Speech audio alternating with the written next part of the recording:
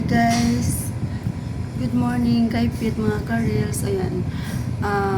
Yung sa FB, yung nasa nga online na yung mga post nila or binibintang nila sa online ng mga alahas like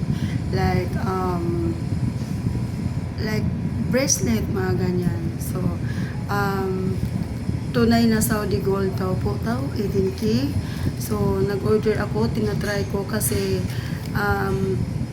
dalawang beses na po ako nag-order ng mga ganitong klase na sa online. Pinopromote nila na 18K Saudi gold, mga ganun, mga anniversary din daw nila sa kanilang mga shop. Tapos nang bibigay sila ng mga ganito na magbabayad sila ng ng ship, ng payment sa ship, ganyan.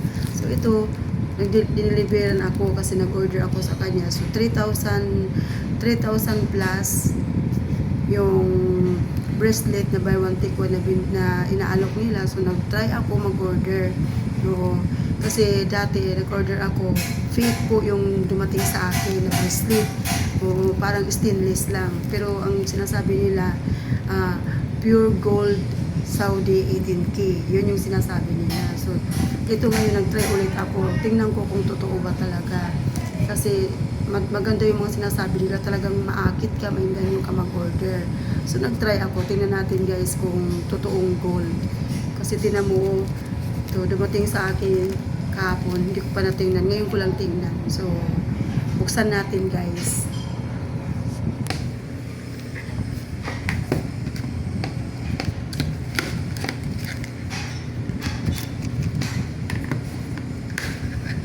Ayusin ko lang yung lagay ng cellphone ko para makita natin pareho. So ito guys, tingnan natin.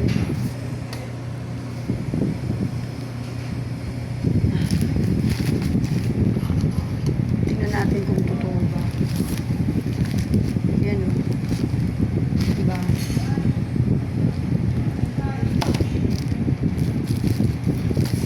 So, i-unboxing natin to. Kung totoo ba talaga ang Saudi gold. Kasi yung una, ganun nangyari, nag-order na rin ako, pero dumating sa akin, hindi siya totoong gold. Nagbayad pa ako doon guys ng 600. O, ito naman 600 din. Nagbayad ako nito. So, tinan mo nyo guys, oh, bukas na, oh, di ba halata? Tinan mo kulit na, oh. So, tinignan nila kung totoo o hindi. Ayan, oh. Dumating sa akin. Parang pinunit yung ano. O, tingnan nyo guys, yung dumating sa akin iba. O, ang order ko, bangle, bracelet, at saka dalawang bracelet by one take one. Tingnan yung dumating sa akin guys, iba o. Dumating sa akin, ring. Diba?